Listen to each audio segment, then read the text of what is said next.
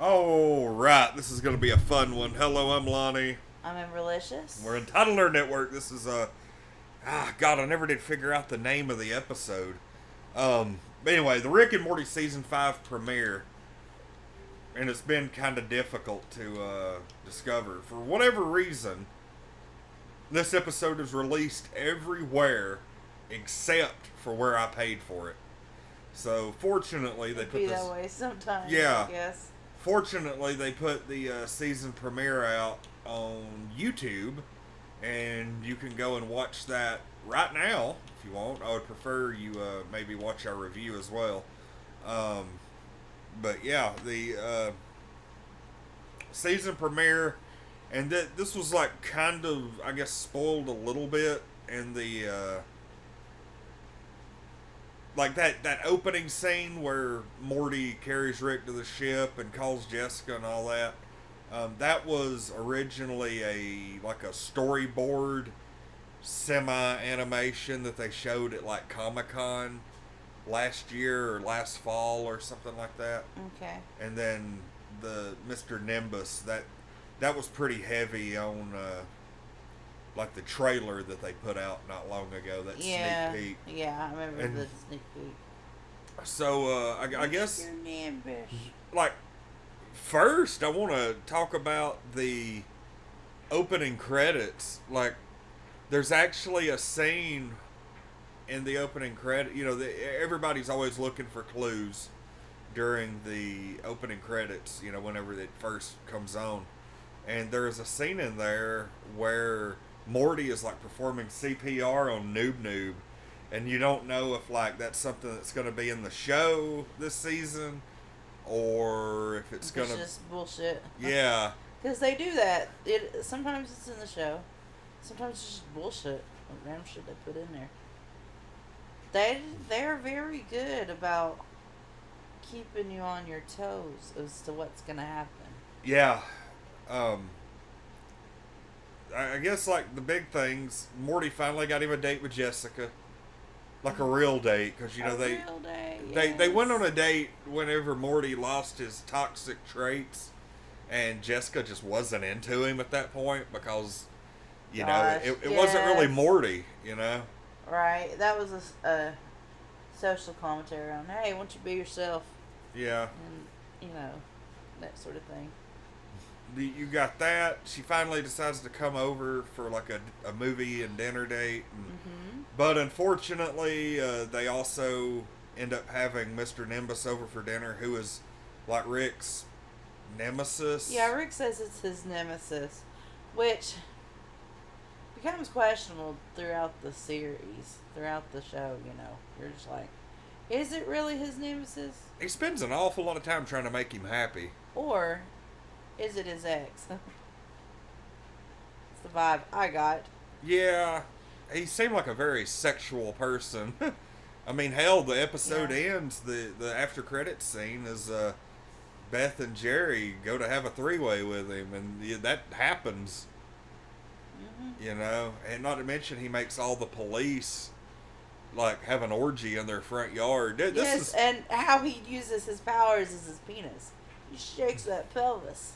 Yeah. It's like, do this. And it's like, fuck. Look, But, he came out because, Morty landed in the ocean. yeah, And it broke crash the landed. treaty, Here's a very interesting thought that I was having while watching this episode, and it stays with me even now. Usually there's an A plot and a B plot, and 9 times out of 10, the B plot is at least a step or two down from the A plot. You know, there's always a really good plot, and then there's one that you kind of wish they would just rush through so you could get back to the main Man, stuff. I don't know about that. But Sometimes. it's never as good or better Yeah. than the original plot. And the B plot in here was Yeah, the B plot in here was one of the best I've seen.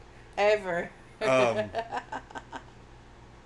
Rick is using like this portal that goes into like this, what they say is like a Narnia type world Morty. where, Morty's using it, not Rick. well, Rick is the one who originally did to age the wine for Nimbus. Mm. And so he sends Morty to get some wine, and this guy that lives there with his wife comes through the portal to help Morty carry some wine out, and the portal closes. Well, time moves a lot quicker in that other world, and so when the dude goes back through, his wife is dead, his son has been born in his absence and has grown up, and kills him. And from there it just spirals out of control because this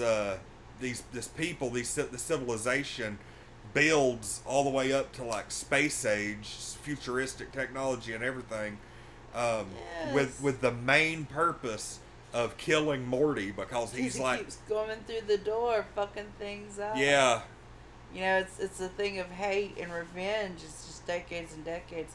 Like, it's so crazy. Like, they build a castle and shit, and they're watching for where the portal was, and then you have people that don't believe, and they kill the people that do believe, and then Morty shows back up, and they're like, oh my god, they were right. I mean, it was crazy. It was so fucking good, though. So good. and it's weird because I'm assuming they never do anything on accident in this show, and there's a scene where Jessica gets pulled into the portal, and she spends a little bit of time in there, and they end up like putting her in suspended animation in this crystal, and she sees all of the advancements and has this like 200-year acid trip or something. Yeah. And well, she has a real episphany about time. Yeah. Um, they said she was frozen, but really she wasn't completely frozen, obviously, because she watched everything. Yeah. So she ends up like thinking, oh, me and Morty are just going to be friends, and like she kind of. She has to process everything. She does, and at this point, she is detached from all human relationships. Is kind of the vibe that you get. Mm-hmm. Beth and Jerry in this episode, which was kind of like an underlying plot thread through the whole thing. Uh-huh. They've been going to therapy together. It almost feels like they've been going to couples therapy instead of family therapy at this point. And things have really kind of taken off for them. They are watching porn together. I know, they think they're so cool because they're watching porn. Yeah, they're having like sex all the time. Funny. They're enjoying each other, and they've just kind of opened it up. It almost feels like a knee jerk, like they're moving a little quick. No, they think they are. It's not. You don't They think so? they're moving quick, and they're really not. That was the whole point of that. It was like, oh, we're a totally cool couple. We watch porn together. They thought they were really doing something when, like, and I guess you could say the open couple community will say. Yeah. That is like the bare minimum. That is like for me and you, that's nothing. It's Right. like. Right. But it's interesting to see Beth and Jerry in that situation, and I like it. I really do, because I feel like Because I hope it works out for them. Yeah, and I feel like the whole them just being stuck together and just hating each other but staying together, blah blah blah. That was getting old. It really was. It was, especially when she kept taking him back anyway. Like, if they'd stay separated, that would have been interesting. That would have been an interesting plot to see how it all works out. Yeah. But, hell, she kept taking him back anyway. Well, if you look, because, we watched the season 4 finale last night to kind of prepare. And, she... like both her and Space Beth kind of came to the realization that hey, Jerry does kind of have his moments, that kind of thing. And Yeah. that was like a steps towards where they're at now. Because, Yeah. you get the idea that a little bit of time has passed, at least maybe 6 months or something like that Right. since the previous episode. But yeah, this episode was freaking fantastic from start to finish. And there was a lot going on. There was more going on in this episode than most other episodes. There was about 4 different solid plot threads going on at once. I can see in the time that passed from the last episode to this episode, Beth and Jerry deciding, you know what, let's just work on us. Yeah. Let's work on us, and then we'll work on family next. Because, Yeah. they were pretty much blaming all of their problems on everyone else in the family. And not taking any responsibility themselves. They weren't. It was the kids because they had them. Or it was Rick because he's a piece of shit, Yeah, they seem to really be just kind of dismissing Rick still. Mm-hmm. He's kind of like, he's turned into a background piece. And, it was also funny, the whole thing with Jessica, is she actually did say that, she was no longer going to be like a side character in somebody else's story.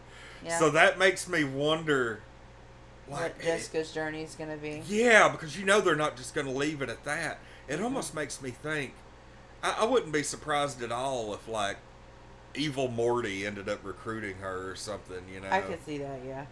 Because she's kind of in a place right now where she can be influenced. Yeah.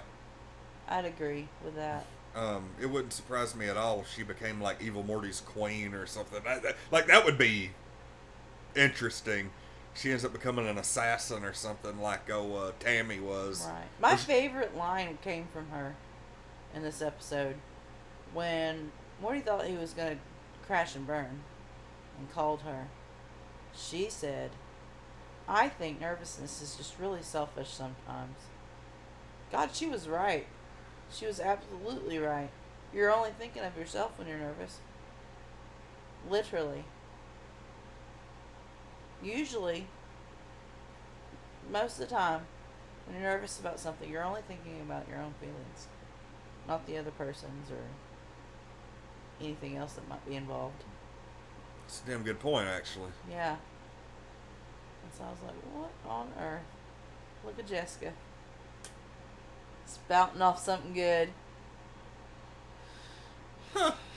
Okay. Yeah. I gave you something else to think about. Yeah. Because that to me, like, I didn't really pay attention to that. It was just kind of a throwaway line to me until you. That's probably one of those things that after about the 4th or 5th time of watching it, I probably would have, gathered. Okay, I think we've covered everything in this episode. What do you give it? Oh, this episode hands down was an 11. No question. Right. No question. This episode's going to be one of the... This episode, I think, has already weaseled its way into the top 5 ever. Yeah, I agree. I give it an 11 as well. You know what really gives it an 11? That subplot. Yeah, with the time manipulation. That subplot It was so great. funny. It was funny. It was very detailed. It was dark as well in places. It was dark.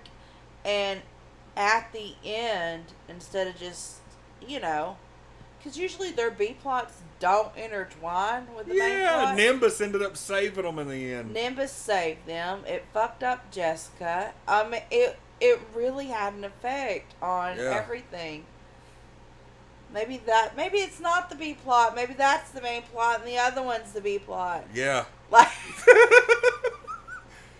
This was some of it's the. An 11. This was some of the best interwoven story threads in an episode that we've ever seen, and I'm kind of curious now that we've seen it. I want to go say like what the internet thinks about it, because there's going to be that group. It's like, oh, it fucking sucks. They just need to quit making it. That kind of thing. So. I think that's just people that don't even watch. I think that's people just want to be mean. Yeah. Honestly. It's just people that are miserable, don't want It's- people to enjoy things. It's like, when they put out the Story Train episode last season, there was a lot of people that hated it because the show was actually calling them out and they felt attacked by it. And I was like, that's hilarious. But anyway, yeah, 11. Hands, like, if I could give this more points, I would, because I think this is realistically one of the best Rick and Morty episodes ever. Might even be the best all time. That'd be pretty As damn far, close, yeah. because some of the episodes that I have in my top list, it's because they had a really deep ending or something like that. But when you look at the episode overall, it really wasn't that great, but the ending made it. You know, absolutely. this episode, from the Start to first finish. second to the very end credits, was fantastic. Yep, it was. Perfect episode, really. Like, no, the more I talk about it, the more I think it might be the best ever. But anyway, all right, I'm Lonnie. I'm Amberlicious. And we are Untitled Nerd Network. We'll be back next week for another one. I think we're probably going to make some content this week. I think y'all will see us later in the week after we have a couple of Lonnie Amber days. So we'll see y'all later.